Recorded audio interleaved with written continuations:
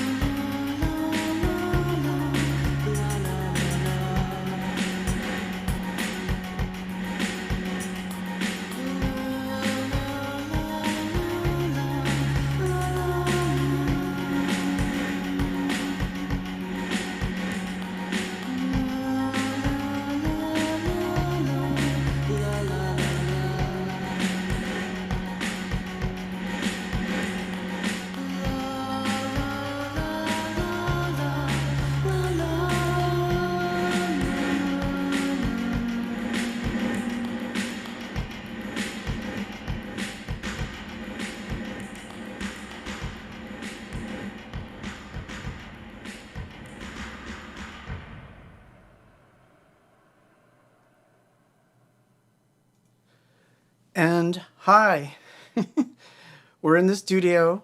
Yeah, I just played the Ravine, which was the only video really that we made when we were in Germany. So hi everyone, let me just show this quick thing for all of those that are just tuning in and they're wondering what the heck this is all about. Intro, the making of the Worth album. Yeah, that's what we're going to be talking about as I'm hearing sirens outside my house.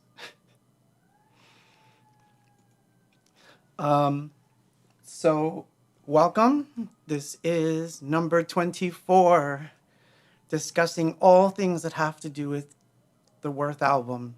But that doesn't mean we're not going to hear other interesting tidbits. I hope you guys can all hear me clearly. I had to change a few things around in the studio because of the fires, which, you know, luckily I'm not really close to anything, but I am getting all the ash coming in. And it's pretty much everywhere in the studio. And there's no real way to stop it unless I turn off all the, you know, close all the windows. And that's not a good option. I'll kill myself in here if I do that. So, yes, you probably can't hear it because this mic is a lot tighter of a pattern. I had to remove the other vocal mic because it's a very expensive recording mic and I didn't want all the ash getting into it. So I had to remove it.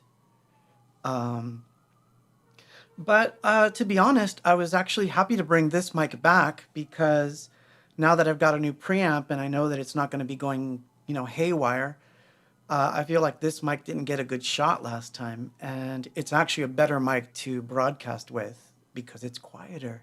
See? It's so quiet. You can't hear anything. You probably can't hear all those sirens that I'm hearing. Sirens, riots, fires, aliens, viruses. Oh my God, where is this year going? I don't know.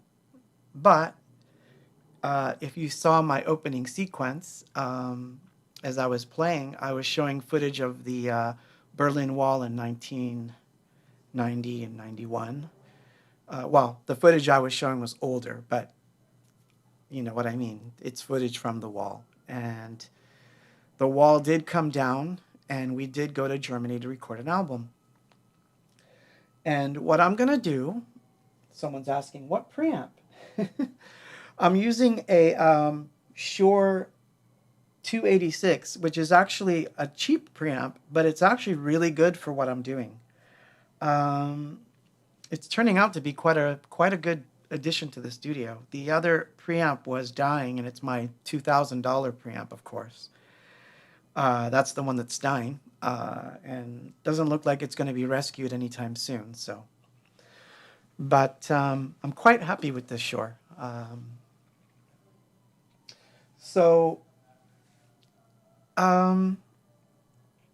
Where was I going with this? Where's my notes? I have notes. I have a lot of things to show you.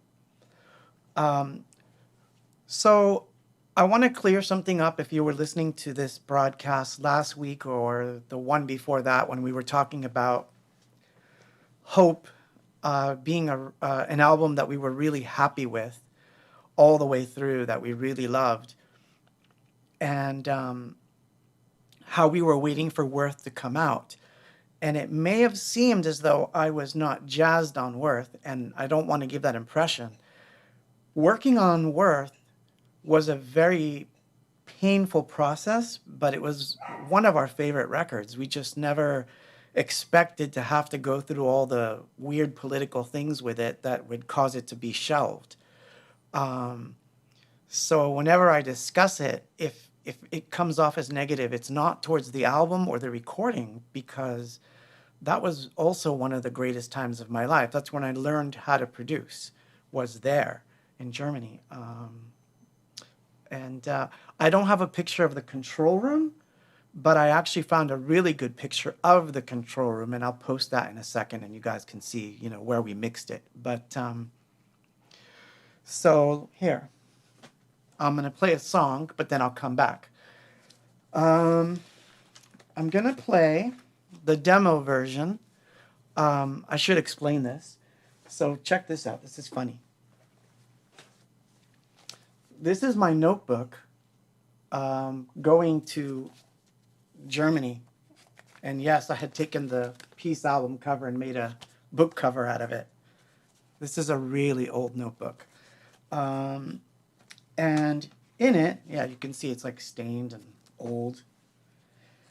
I had just built the studio in my house, and we had done a few demos for the new album, which was going to be Worth.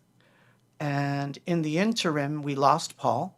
Paul quit the band right before we left for Germany, which was regrettable. I wish that hadn't happened. But he did. Quit's not the right word. He left to pursue other things, and we were all for it. We wished he would come with us, but it didn't work out that way. He missed out. But so what I'm going to do is I have, just so that you know what's going on here, because I worked really hard on this one, but it's all over the place because of the sheer amount of material. So here's what I've got. I'm going to play a song, and while I play the song, I'll turn on a visual, which is going to be a slideshow of whatever the topic happens to be. There's not too many, and now I forgot where I put them, of course, but that's just the way it is with me. Hopefully I get it right the first time. We'll see. But Let's see. I'm going to switch real quick and let's see if I got this right. Oh, there you go. So that's our apartment in Berlin where we were staying, and that's actually was Danya's tent. Uh, that's Danya in the kitchen, exasperated at my cooking, probably.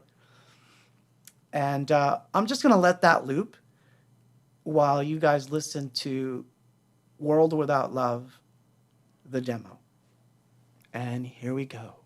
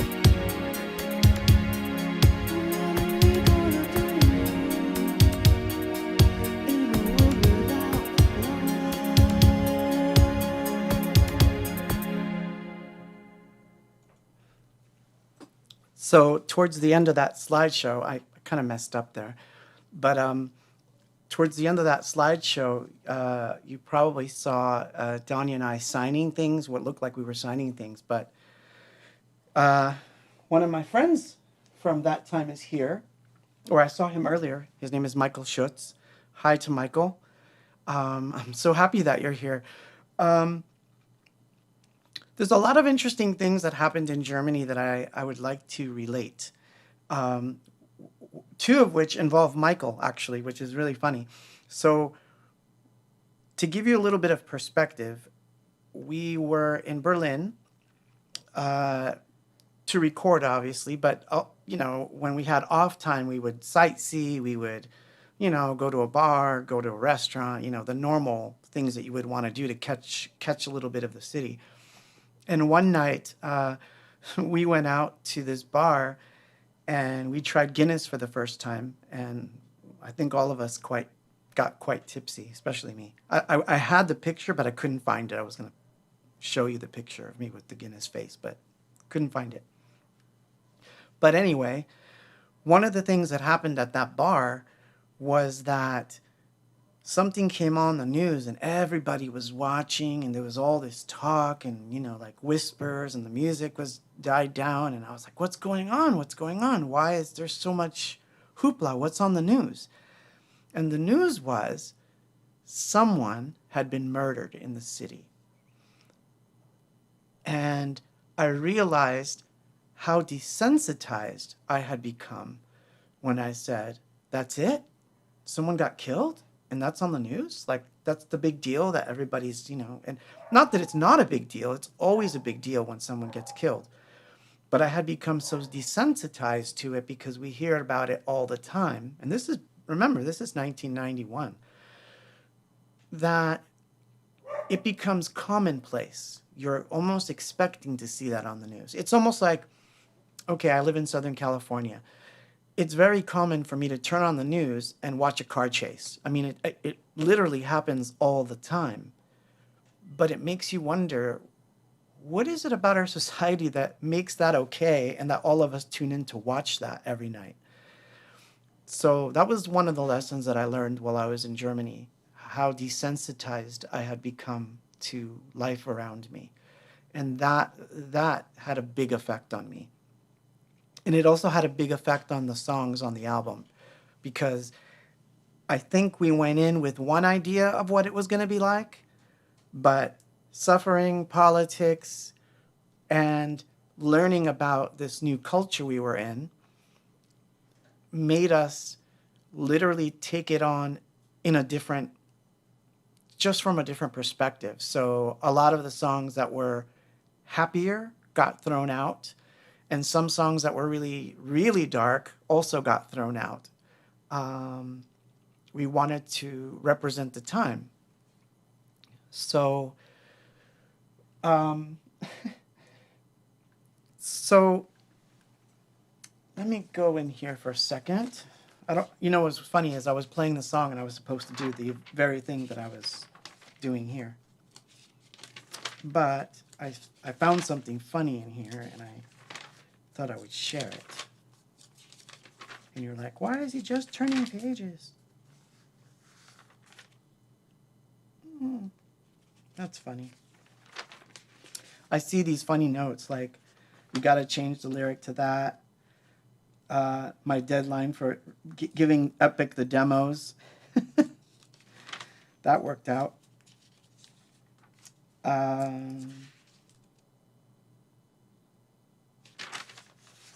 Here we go.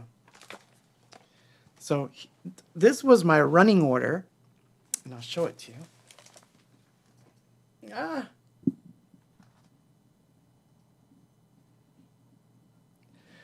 This was my running order before we took off to Germany. So I'm just going to read you the names of the songs. In My Room, which I think was one of Paul's songs that we were thinking about recording. Soldier and Child. We had a song called Russia, which I can't find anywhere. Decades Pass.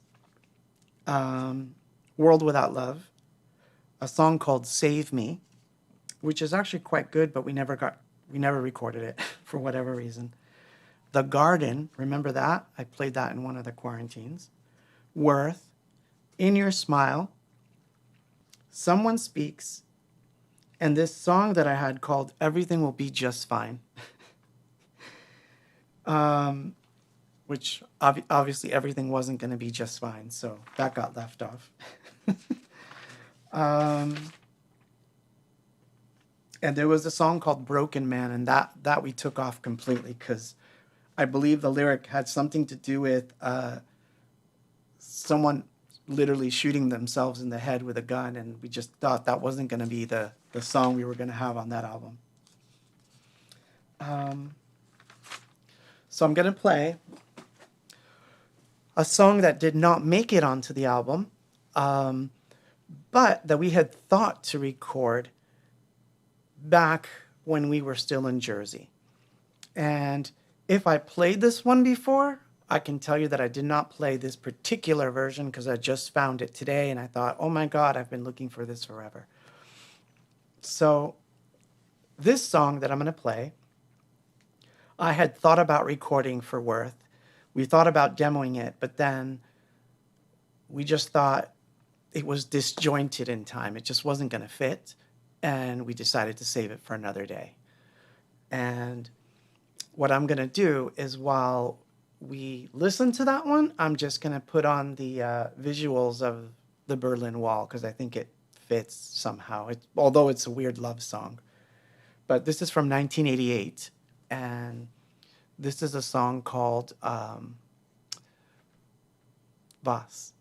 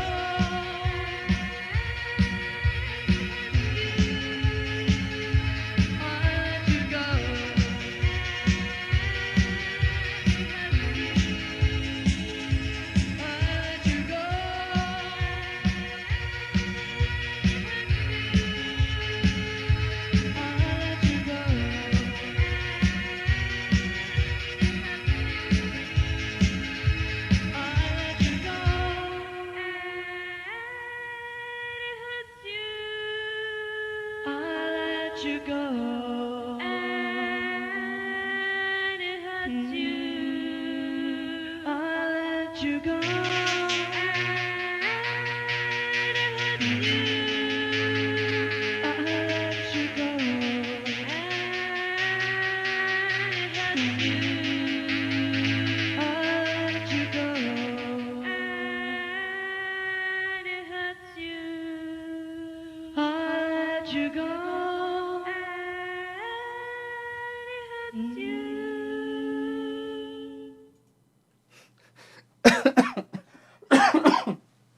I choked on my own iced tea right there. Yeah, that was Voss. 1988. Didn't make it to Germany. But one song did make it to Germany that was not intended to be on the album. And that's a good story when it comes to Gareth Jones and all that stuff. So let me set the scene. We wanted to go record in Germany, and Epic did not want us to go. They wanted us to work with an entirely different set of producers. We strong-armed into the whole, no, we're gonna quit. We're gonna sue to get out. Like all this crazy stuff was going on with us. The only thing that changed it was when, at that time, I don't remember what song it was, but I want to say it was Personal Jesus, was a hit on the radio, and I think that Gareth Jones' name appeared on one of the mixes or as assistant or something. One of those Depeche Mode tracks. And that was the saving grace, because they had a song on the chart, we said, it's the guy who did this band. And then they were like, all right, we'll let you go. That's literally how we wound up doing it. So thanks, Depeche, because if it wasn't for Depeche, you probably wouldn't have gone, no matter who it was. Like, in other words, if it would have been Connie Plank, I don't think we would have gone to Germany. Although that would have been awesome, but we didn't. So we picked Gareth. So just so that the history books are clear, we picked Gareth, not Epic. So it took a lot of work. I wound up spending another $6,000 of my own money. Well, technically Epic's money, but I digress. That can be debated. But yeah, I spent about $7,000 on getting another T3 because I had a T1 in the studio, so we couldn't take that to Germany with us. So we bought a T3.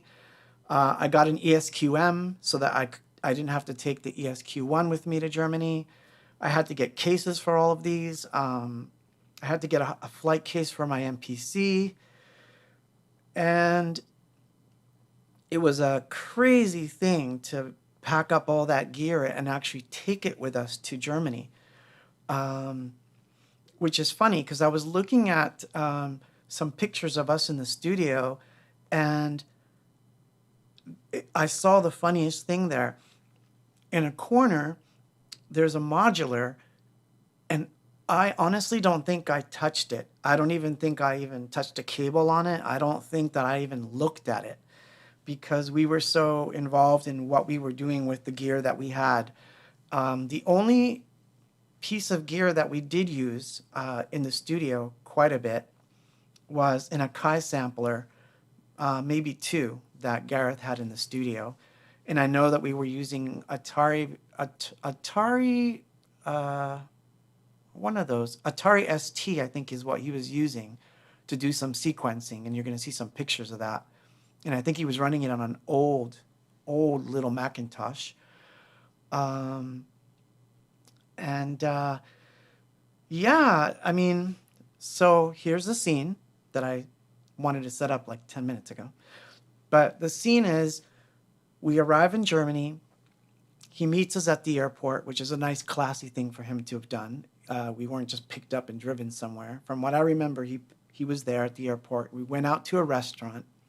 We sat down, and he started going through all the demos, basically saying, this is what I think about this song. This is what I think of this one. And, you know, what I immediately loved was there was no intention of imparting a signature. He wasn't saying, I'm known for this, and this doesn't sound like this, so we're going to change this. We're going to remove the drums. We're going to do, like none of that was happening, which is what I was sort of expecting. And I was already in that mode to fight. Believe me, I went in there all like, this guy says the wrong thing. I'm so sick of producers. That was my attitude. So that didn't happen. He was very clear on certain songs, and one in particular, and I mean, we'll get into that later, but in one song, he said, this particular song, he goes, I just love the demo, and I think all we need to do is get a really good recording of this song. We don't need to do anything. I think everything you did is fine. Let's just get a really good recording of it. And when he said this, I was sold. That was the moment that I realized, someone who understands where we're coming from. You're not coming out to change us. You're just out to bring the best in us, which I didn't understand at the time. Because up until now, bringing out the best of us meant don't sing it like that, don't play it like that. No, we don't want that instrument. That drum sound sucks. We have to have guitars on it. Like all these weird things were happening that we didn't like. So it was a breath of fresh air to meet someone who was on our level. He didn't treat us like we were second class in any way. So we went home that night to our new apartment, because we had that apartment that you saw. And we were amazed, but to be clear, there was a pervading sense of misery, but we'll get into that later. For now, I'm going to play a song that changed very little, but I'm going to play the actual Worth version, not the demo, because I love the way it came out in the end. I think the version that I presented was a lot dreamier, and the sounds were a little more vague. And I remember that he said, I love these sounds. He goes, but I would like to hear a more percussive sound doing the main riff. He says, so why don't you come up with a sound? And that's the other thing I loved. I'm like, what do you mean? He's like, sit at the Moog or do something and come up with the plucky sound. Like, he wasn't going to do it, which was fantastic. But in the end, I couldn't come up with one. And I wish I remembered the guy's name, but there was a guy recording in the studio next door, and he said, well, so-and-so's a synthesist, and I really like his work. Can we just bring him in, let him hear the song, and see what he comes up with? And he did. And hold on, let me make sure I've got this right here. So the funny thing is I wasn't prepared to do this. Anyway, the sound was kind of like that, minus the reverby bits that you're hearing right now. And he made it very crisp. And I remember not liking it at first. And I remember saying to him, I don't know, the other version was so dreamy. He goes, but think of the lyrics. Do the lyrics speak dreamy, or do the lyrics speak memory? And then that's another reason to fall in love with this person as a producer and as a person. Who's going to think of the lyrics and try to match them up with the sound? And up until that point, I hadn't really done that. I hadn't really thought about, this sound is very specific to the sound I want of the song itself with the lyrics that are going to be in the song. And I learned how to do that in Germany. So that shows its head more and more in anythingbox history when you get into the Hope album, especially when you get into Electrodelica and all the stuff that came after and everything that's come since. It started from that little seed. So I'm going to play Come Away, which is the song, and I'm going to do the visuals so that you can see the studio, and you'll see us working in there, and what little we have of that anyway. So back to the videos and see where we are. Yeah, that's not it. I believe it's that one. There you go. Yep, that's Gareth, and us obviously having fun.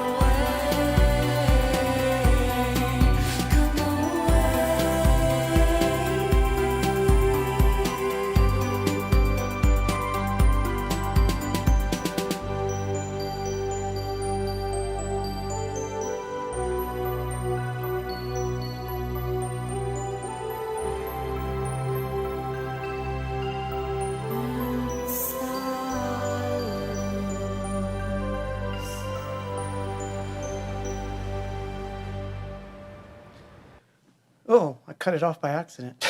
I didn't mean to do that. Yeah, that was Come Away from the Worth album as it was recorded finally.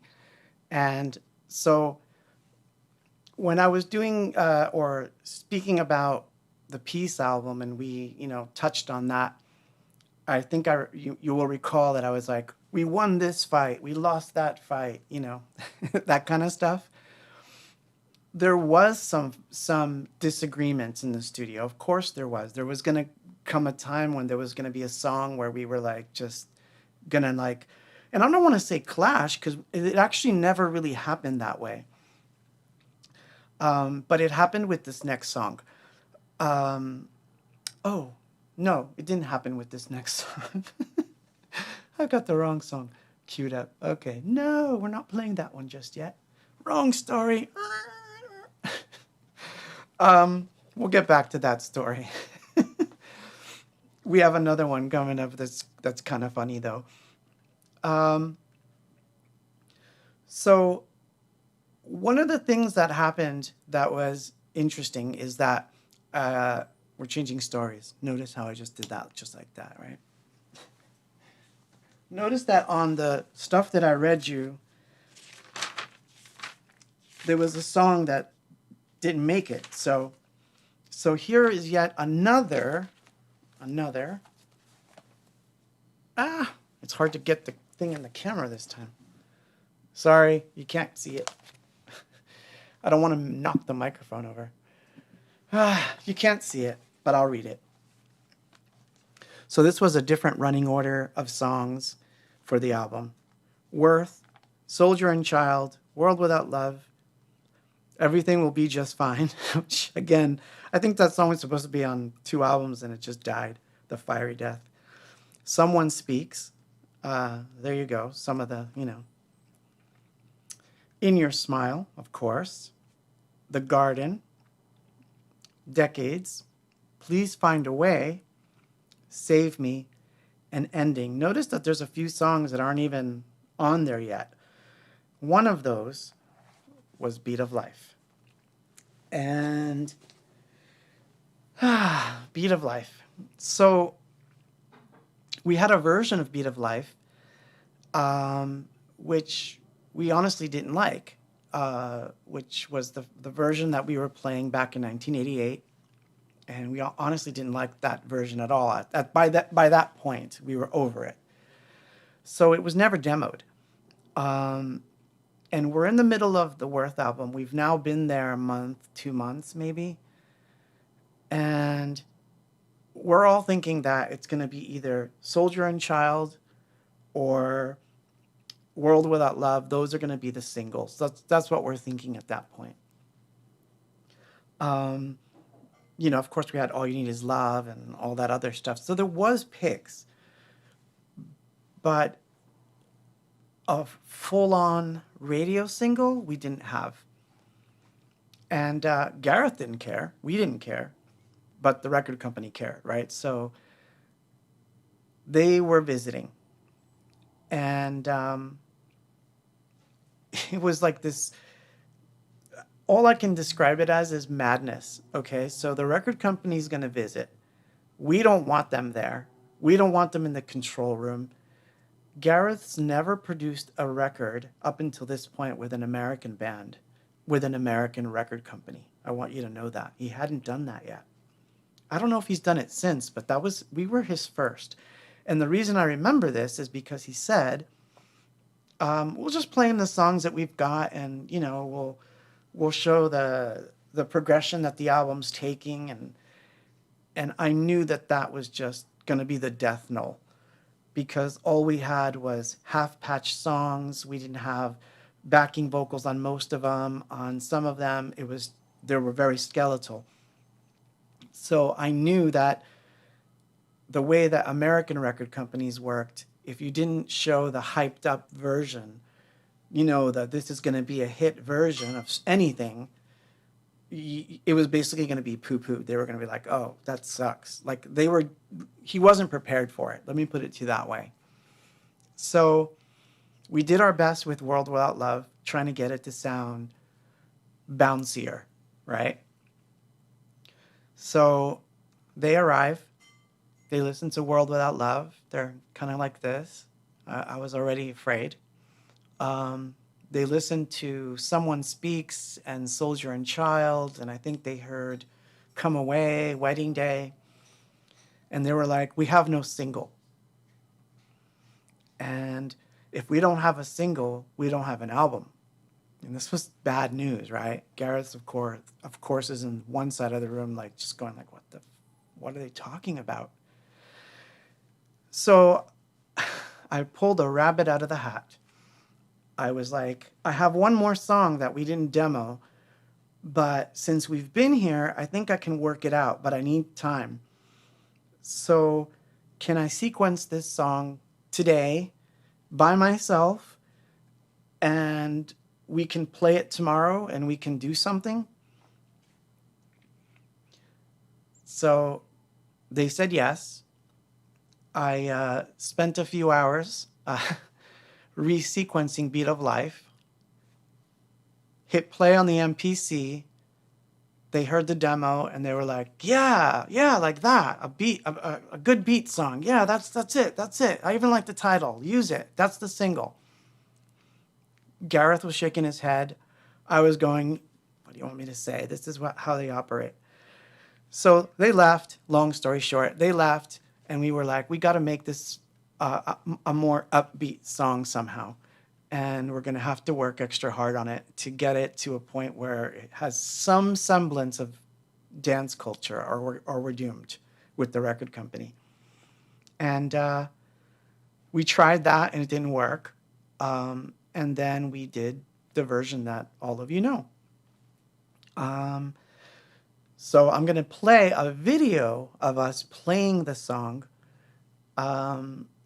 at a club called Club X, but I've done a few weird edits to it, so I'm keeping it with the times. But this is the actual Beat of Life that wound up on the record, and live. So this is a live take. And then I'll read your comments while you watch that video, and then I'll come back and we'll talk about what happened when they came back to visit again, which was not so good.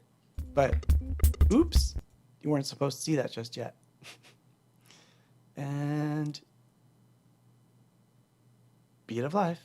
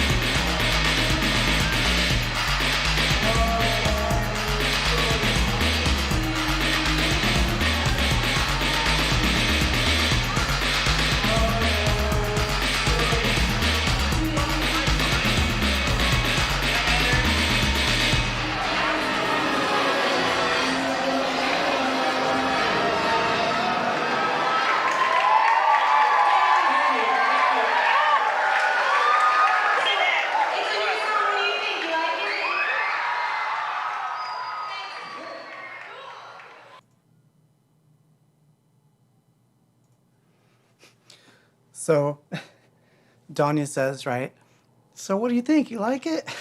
And everyone's like, yeah, sure, whatever. So we knew that was the single for the record company that they could like. Planes coming overhead. So we knew that that was good. We had a song they could like. Um, but we knew how they were as a record company. So on the second visit, Gareth had the mix up. And now I'm going to paste. Hold on, I'm going to go here real quick. Paste the picture of Tritonus so you can see it for yourself.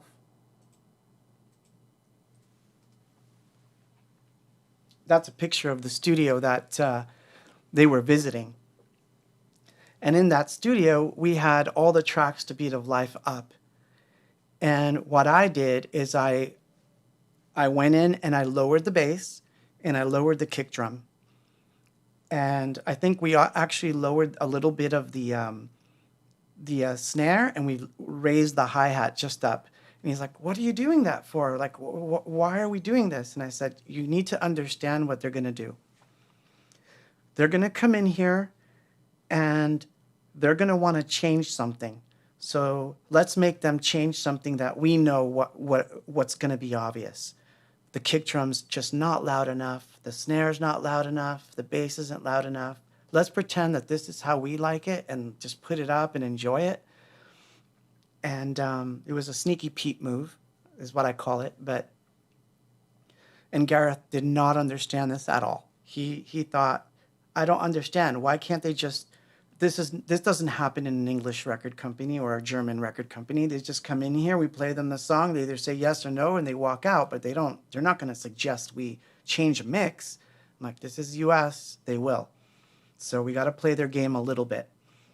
So sure enough, they come in, the A&R guy sits down, listens to Beat of Life, and the first thing he says is, you know, I really think it needs more oomph.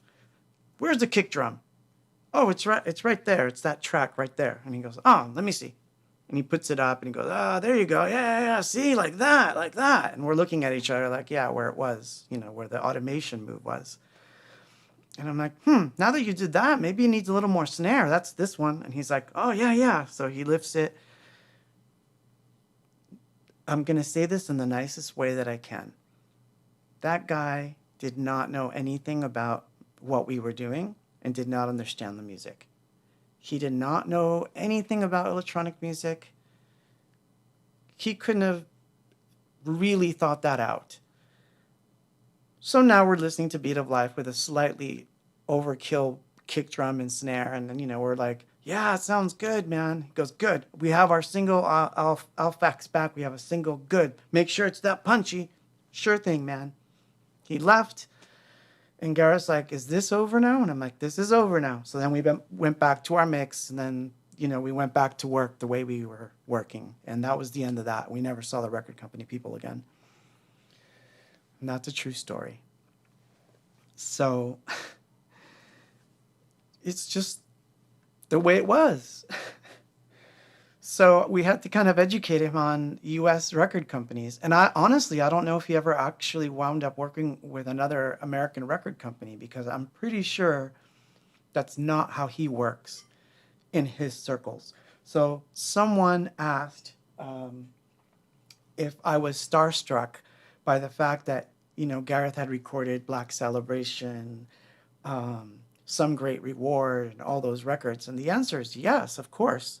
I was totally starstruck. But what happened is that very quickly, we just got to work. And once we were working, we were all on equal footing. So here's some of the things about recording in Germany that I don't think we ever really talked about too much. So Gareth sits down with us and the engineer and the assistant engineer. And he says, so one day of the week, one of us has to cook for the rest of us. Or if you're really not going to cook, you have to take us out to a restaurant where all of us can eat the food. So that was like, what? We have to cook? Everyone has to cook? He never told us he was the worst of the cooks at the time. The engineers were very clear on that. He goes, oh, on his days, you're not going to like his cooking at all. It's just awful. And all of us would eat his food like, good rice. You know, I would make fish. Danya would make tacos, which is funny to have tacos. We actually had tacos in Berlin, which is really funny. But then, of course, we would go out for pizza and stuff like that. So we would eat together. So that was weird. We would have dinner together every night with the engineer and the assistant engineer. And then we added to that by saying, okay, on Fridays, we need to have a movie night. At least once every 2 weeks, we're going to have a movie night. And man, they really resisted this. But we finally did it, and we had a movie night. So before I tell you what movie we saw, which was, you know, again, these are true stories. Before I tell you that, I'm going to play another song. This particular song is where we kind of met in the middle, where there were changes, but then some of the vocal parts, I kind of had more say in how we wanted more voices in there. And this is what I loved, is we were producing this record together. We had equal voices. And look, I'll be honest, I think there was a song, one or two, where I was like, I can't get this right. I don't like the way this song's coming out. Screw it. And, you know, he was like, no, we need to press on. I think we're just approaching it wrong. We're going to figure it out. We'll put it away today. We'll come back to it tomorrow or a week from now. We'll be fine. These were kind of the workflows that I kind of learned, that became part of my workflow. Some of them, not all of them. But there are some I definitely did not agree with. But that's how you learn. You learn what you like, what you don't like, you know. But I'm babbling. I'm going to play the song, and I'm going to put on a video of, I believe this one's Danya and I just walking around Berlin, and it's not a video, sorry. It's a bunch of stills, us shopping and, you know, doing the oddball stuff. And that is that. We'll play. Here you go. Wedding Day.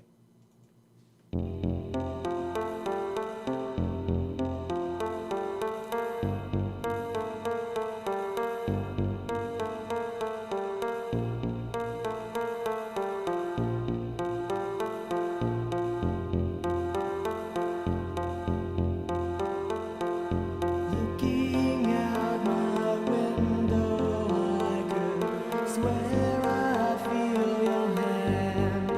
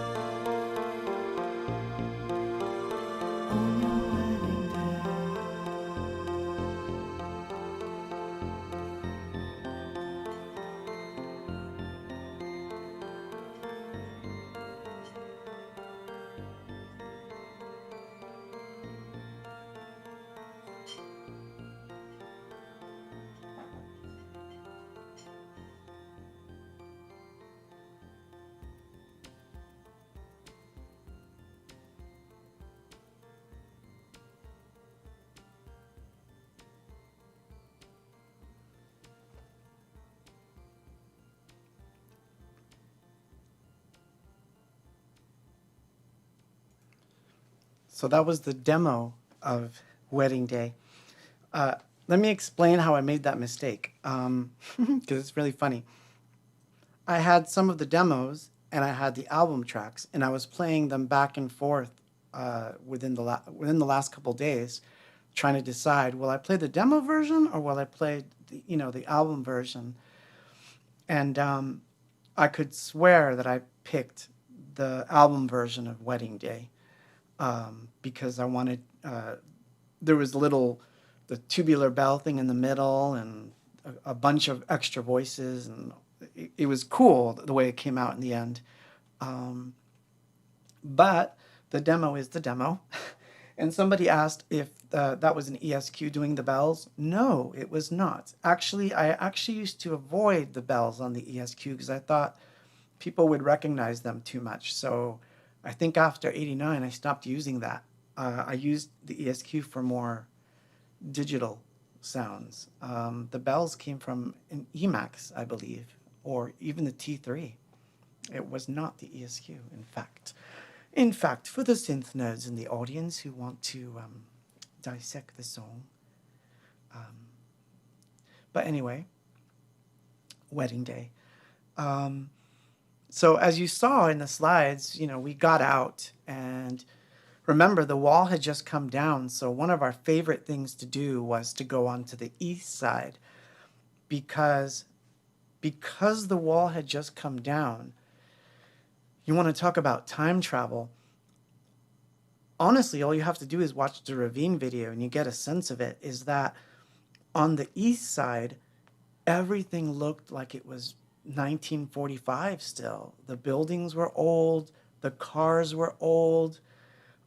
Everything just looked as if nothing had changed, which is a word to the wise for those who think that communism is a good thing. Be careful what you wish for. That's all I'm going to say about that, because I saw it firsthand that you go to this vibrant, modern city, Berlin, on the west. It was amazing. And then you go in the east, and it was like, what the? Like, it just looked like the war had just ended there. So, but because of this, we liked going there to film. And I was lucky that I brought, back then, there was really no, the video cameras were expensive, and I didn't want to carry extra equipment. But I did have two 8mm cameras, and I would take them with me. And I had bought like 10 rolls of film, although most of them got ruined. And I would just shoot random things. Because of this, that's where we discovered the statue that I wound up kissing.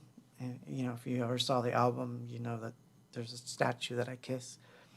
That came from those photo shoots. We found that place on the east side. And the gun turrets were still up there in the city. You couldn't really find restaurants there in the beginning.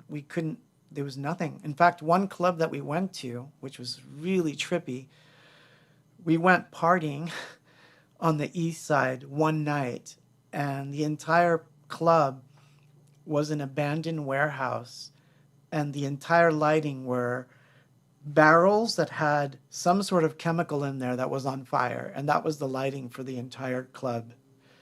And they had a sound system. It was probably one of the craziest things I've ever been to. That was on the east side. So the east side's crazy. And of course, all that found its way into the, somehow into the music, I'm going to,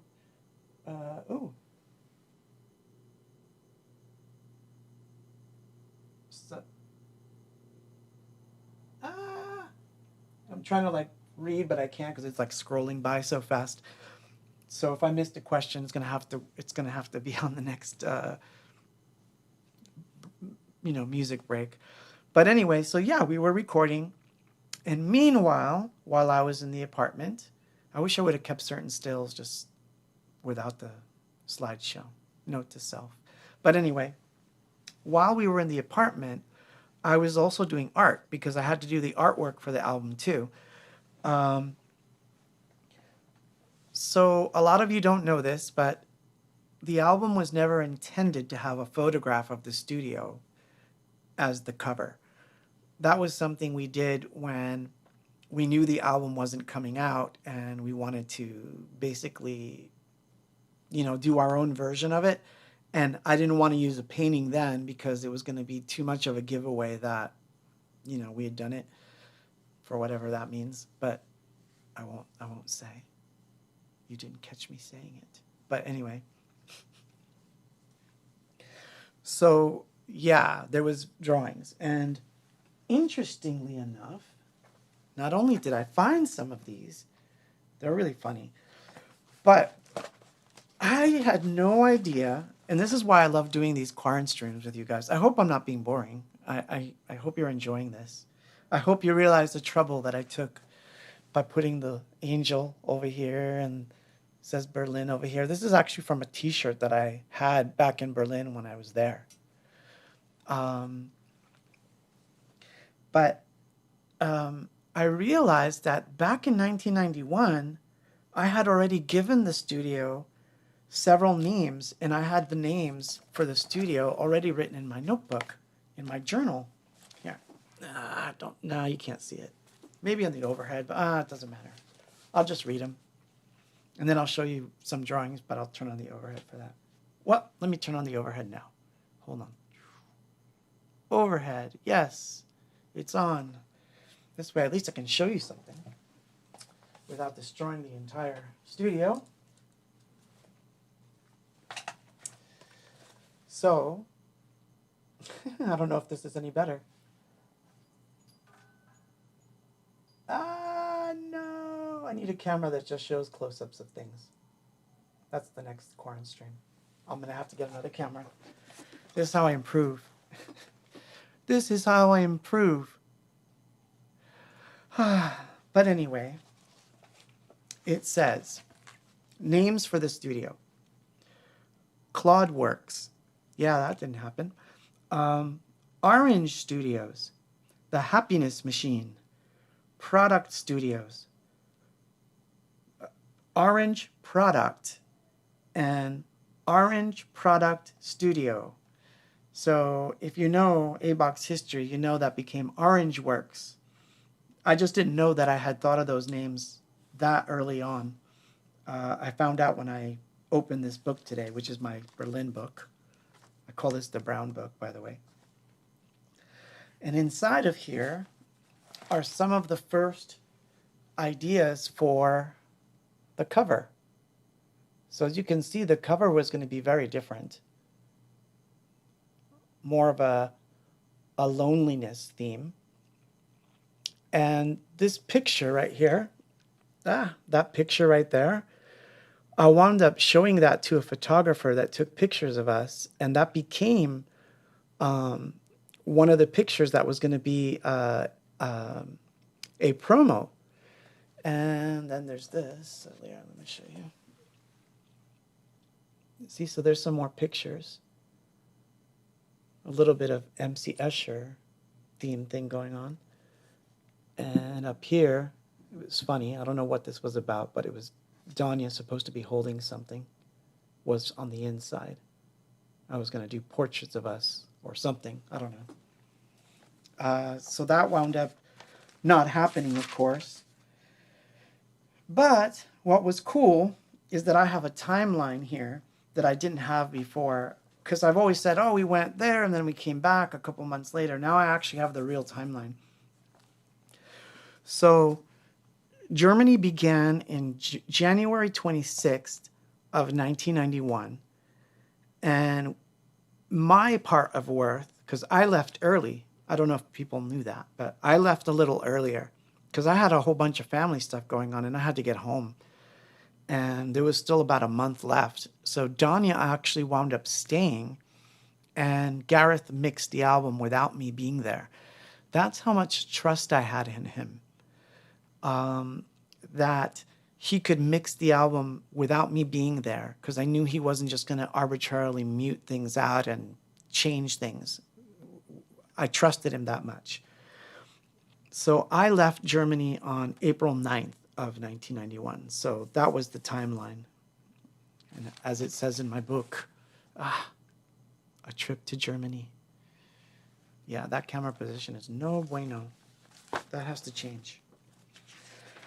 Don't have much that I can read to you about Germany because most of it's too personal, but I can show you some other drawings. But I'm going to play a song, and then I'll come back and I'll show you some of the drawings that I made that were much stronger contenders. And you'll see where they wound up.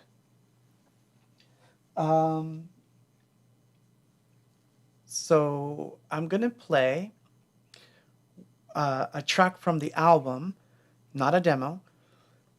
And this particular one is one where I think I was going to tell the story earlier. This is one where I won the battle.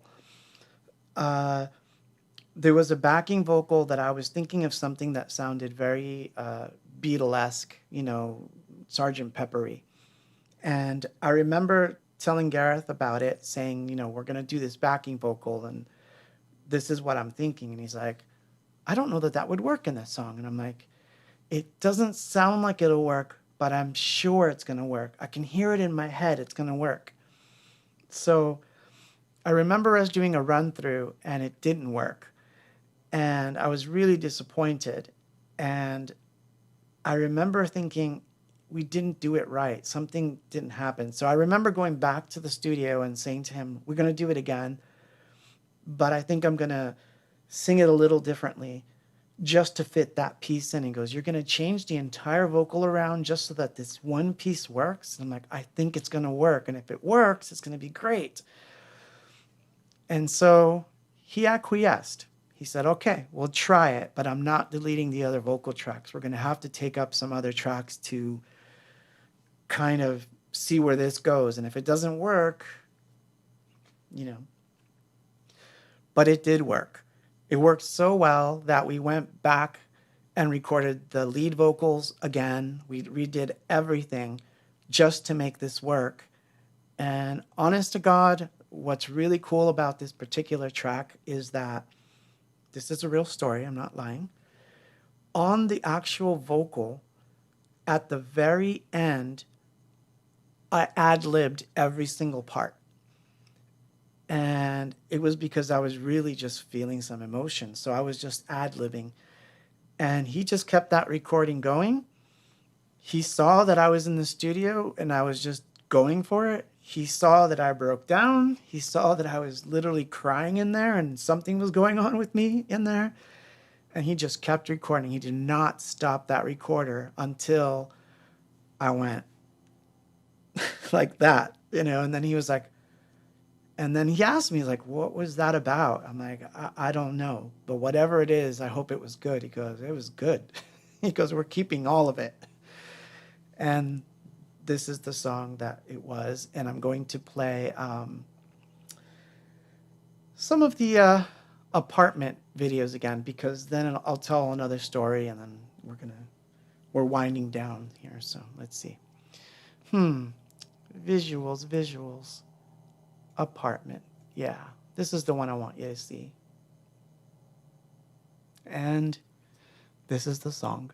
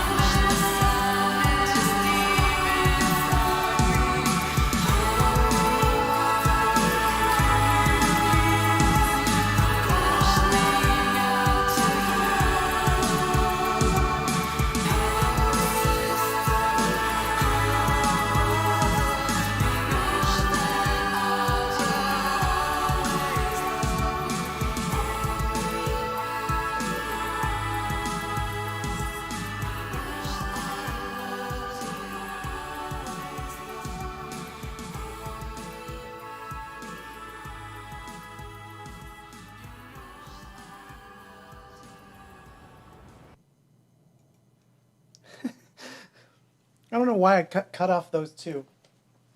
Ah, sorry. I cut that off. That's how you know it's live. I cut things off. Mess them up. Um, so earlier, the band, I want to say hi to a band two bands that are here. Hidden Souls, hi. And Farmacia, hi. Um, uh, it's nice when I see peers. I love it. I love it. It makes me happy. I want to start seeing Quaranstreams from you guys, man. I will get up at 3 in the morning and watch them. Um, uh, what was I going to say? Oh, someone brought up an interesting point. I think it was Hidden Souls that said we were in the wrong place at the wrong time, meaning we should have had a European record company with a much different management company, much different agent. I don't know if people know this, but our agency was an agency that handled rap acts. So talk about wrong record company, wrong management, wrong, everything was wrong, right? But I don't regret any of it because the way I look at things, everything happens for a reason. Down to the tiniest detail, like if I hadn't gone to Germany, would I have this robot? Would I be sitting here doing a Quaranstream with you guys? Like every single step that you take is a sort of weird choice point. And it may seem like the wrong thing happened. And, we can definitely relate to this in 2020, right? And let's not forget that today is 9/11. For those of you who know, it is also that holiday. As I hear fires and, sirens outside. So just realize that everything, well, you could disagree and say, no, everything seems to be random. I don't know that they're random. I always find it interesting when I plot the course of things. I notice that there are patterns. And had you changed that pattern, had you gone to the right record company, I might have been, someone will say, you would have been one of those famous blah, blah, blah, blah, like whatever that is. And then I think, well, but maybe my life would have been completely different. Maybe better, sure, but maybe not the same. Would hope have come out? Would I have had the motivation to write those kinds of songs? Would I be in the same space that I'm in now, headspace wise? Like, would I have made these drawings? So I don't regret anything. I don't keep. So I may tell a story and say this was messed up and this is what happened, but I don't keep the bitterness side. I try not to anyway. Sometimes you can't help it. Of course, you get mad at a situation. But I think that everything does happen for a reason. And, as you go through life, you can look for meanings or you can create meanings. So my version of living is to create meanings. So I get dealt a bad hand, I have to adapt. It's something else that's got to happen. That's kind of the way I do it. Not saying that I'm perfect, because obviously I fail and I make mistakes. And, some days I'm great, some days I'm a jerk. Like I'm not perfect. What I'm saying is life seldom works out the way you think you wanted it to. Even if your dreams come true, you've read stories of things like this, right? Where someone says, oh, my dreams came true, but you get what you wish for. You hear that story all the time. The super millionaire guy, billionaire who becomes super rich, but then throws himself off a building. Why does that happen? Because the pursuit of fame, money, and those things is never going to fulfill you. So, I could sit here and say, man, I should have been signed to Sire Records. I should have done tours with Depeche Mode. I should have like been in Germany and England and France and screw the US market. What would that get me? So, you know, there we were in Germany recording this album, knowing full well that when we came home, we were going to have a battle of God knows, you know, epic proportions. No pun intended, or maybe the pun was intended. So it was time to start packing up to go home. And one of the last songs that we really got to record, I'm going to play another video of a live track. And I'll just play it and then I'll come back. So I'm just going to play it. Let's see if I get this right. Apparently not, because we're seeing the wall. There you go.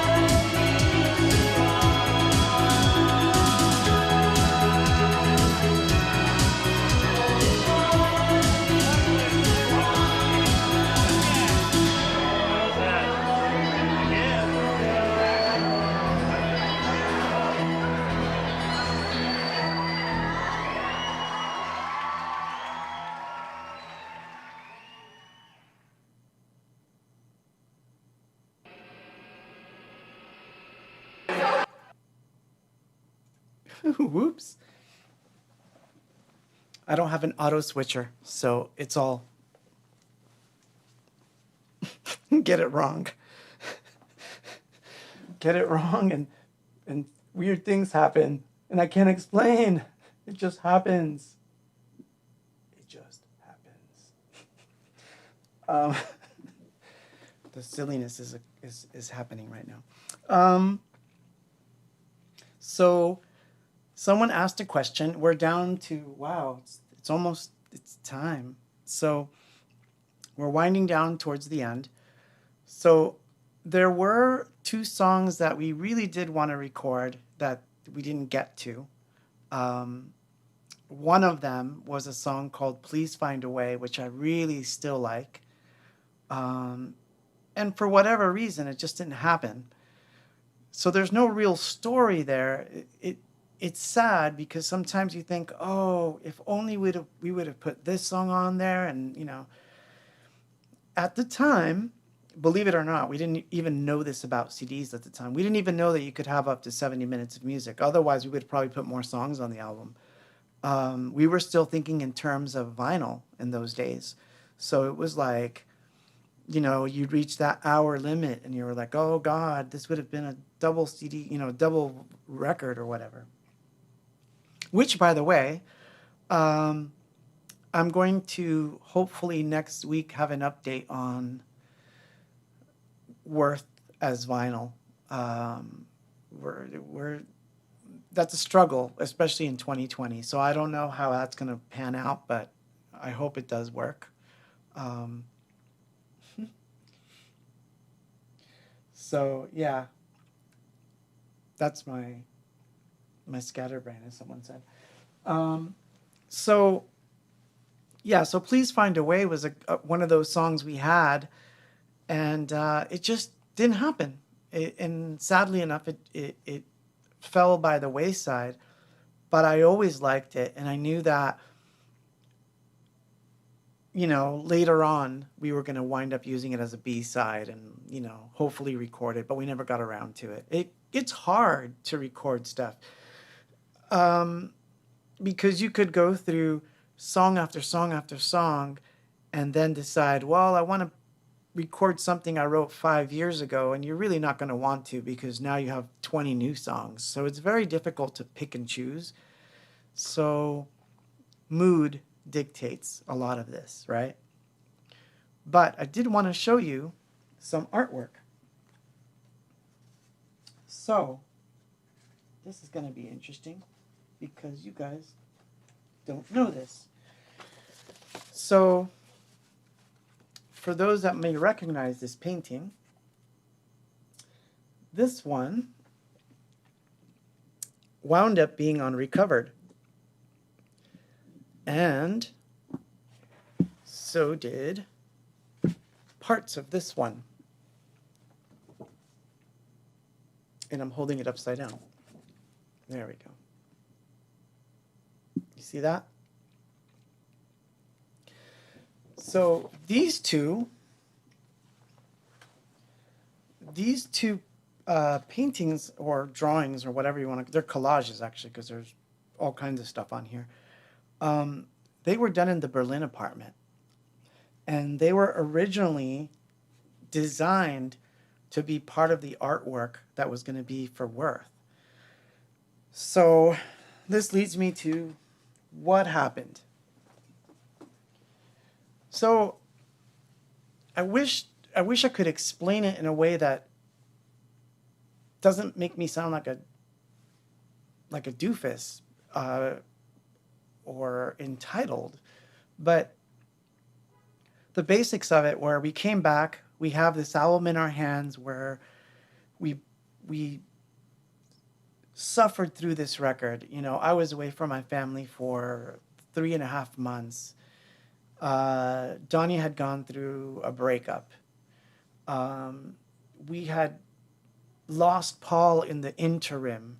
We didn't know if he was coming back. We didn't know how our live shows were going to be structured. All these things we poured into that record.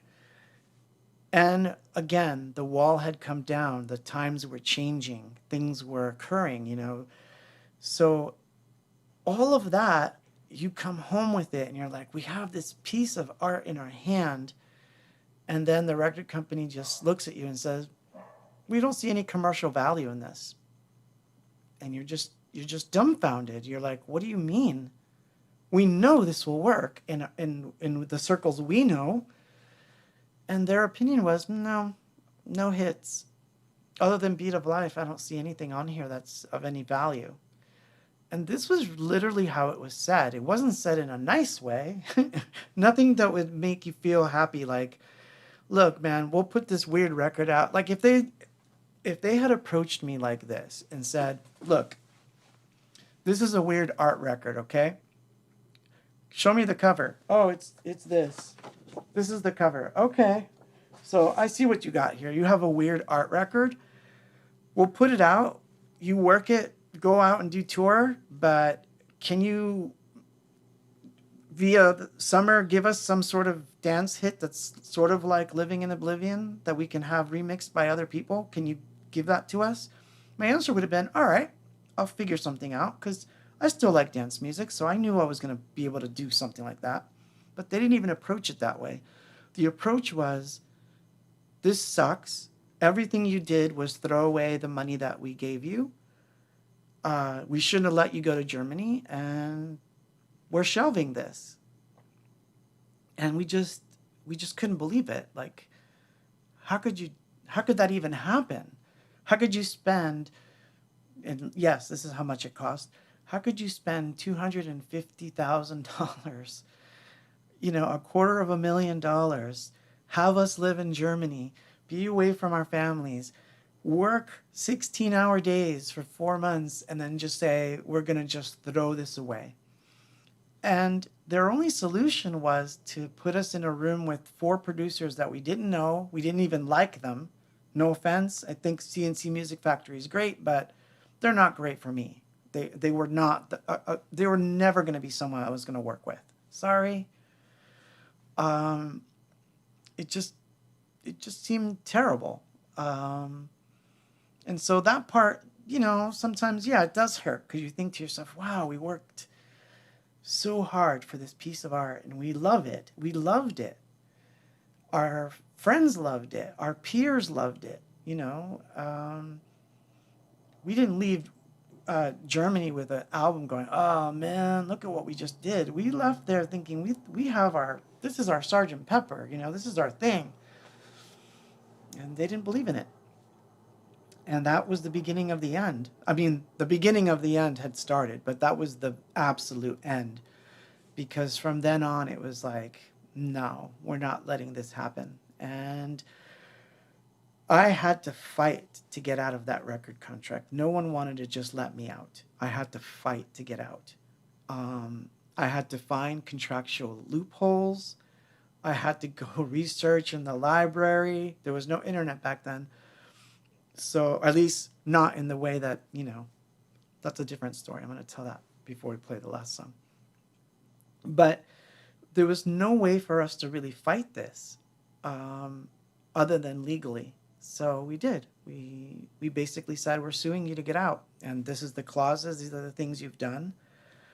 And they basically let us go. And truth be told, they didn't even let us go without stealing a song in the process, because honestly, they stole a song in the process. They said, we'll let you go, but you have to give us Beat of Life. You have to just relinquish all rights to it. Then we'll let you go. So I had to actually give up a song from the album, which is why that album always has trouble when you put it out, because you always have to leave this particular song out if you're going to put it out, because it belongs to them. And you see that this is kind of on par with why I don't like record companies and why I always believe that people should keep the rights to their stuff. I'm a big advocate of independence for that reason. So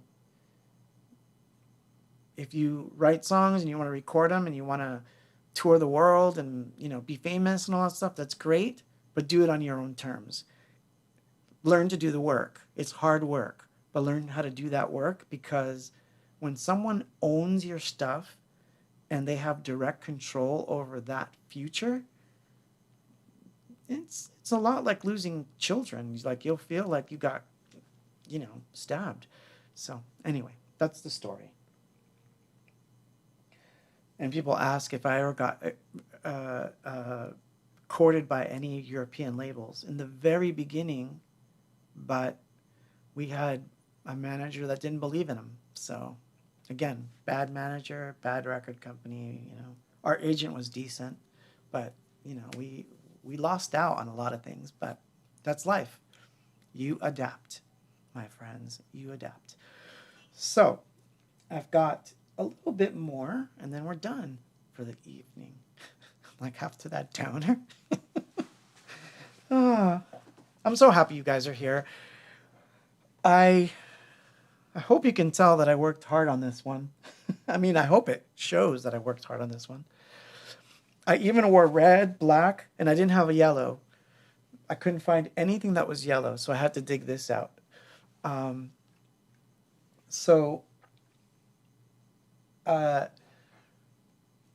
going to play the Please Find a Way because I think it deserves play. And I will come back. We'll do a little bit of talking, and then that's it, folks. Then we're done. Emotions. I can't take on everything. I got to remember that. Okay, here we go. Apartment? Nah. How about the statue that I kissed? There she is. Okay, that'll be good.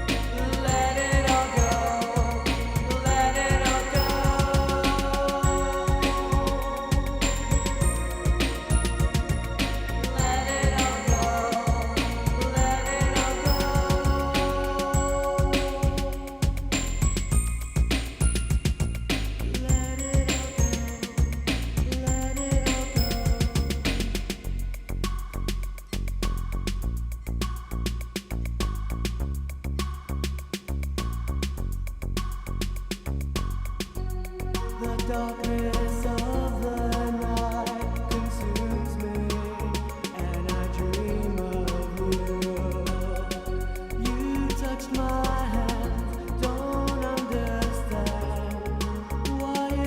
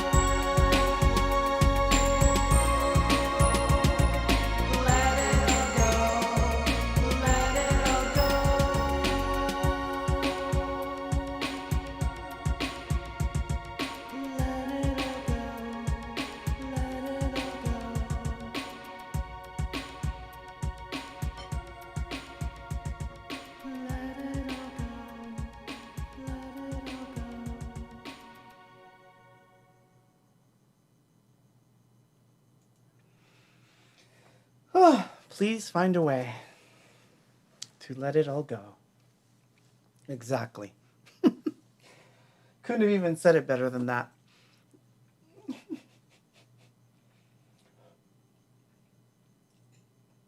Someone said that Red Flag had a similar experience. Yeah, they were on a really great little label that did everything they wanted, and they moved to a large label that then effed them over. And that's what happens every single time. I have never met someone that said, I was on a major label and it was fantastic. All I had to do was sell my soul. Okay. I mean, if that's the way it works. I just didn't want to do that. So we've come to the end, as it were, of this little experience of Quaranstreams. So, as you were no doubt watching, so hold on, let me go back for a second. I think you can still, no. Was that it? Yeah, no. I don't know. It was one of these. Oh, that one. So we were watching some videos of, Berlin, and I was, yes, I'm in black and white mode now. And I was telling you how I took my 8mm camera with me. So there was one extra bit of 8mm footage that I found, and I decided I would set it to a song that's actually something I'm working on. So I'm going to play something new in demo form that I wrote in the park. And just to give you an update, so it is 2020, and someone asked about an hour ago if I'm going to do an album.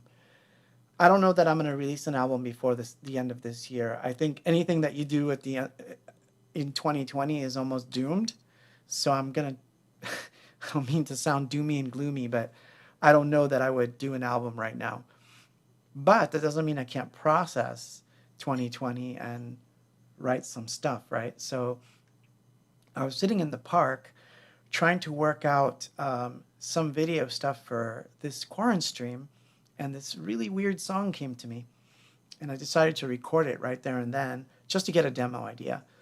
But I wound up keeping most of the words, and kind of like how this song is saying, like, find a way to let it all go. This one is saying you can't take on everything. That's the basic idea. But I found this footage of my daughter when she was 7 years old that I shot with my 8mm when I came back from Berlin and we were moving.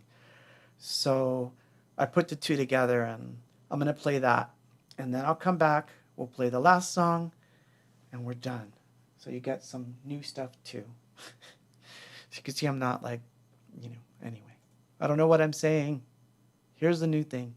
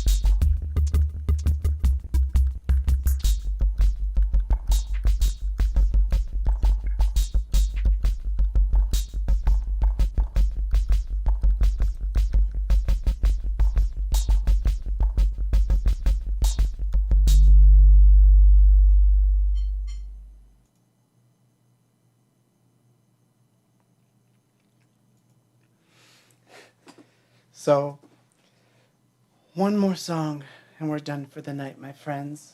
And it's so good that you guys all joined me, and I hope you are enjoying yourselves.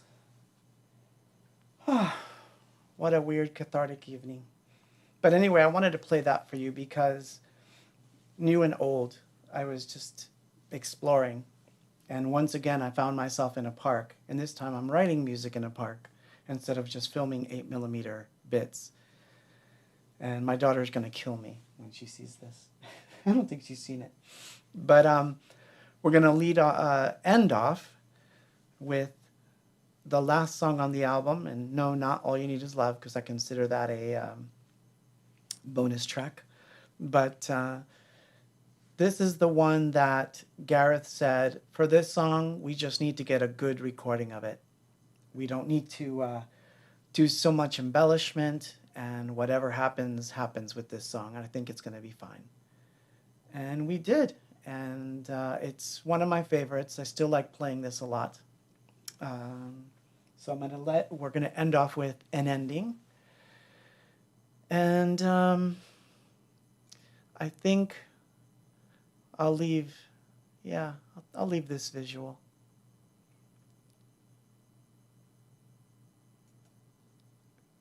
So we end up here.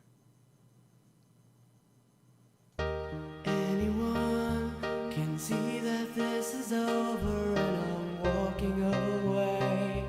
You know I can't stay here today. No, there's no way.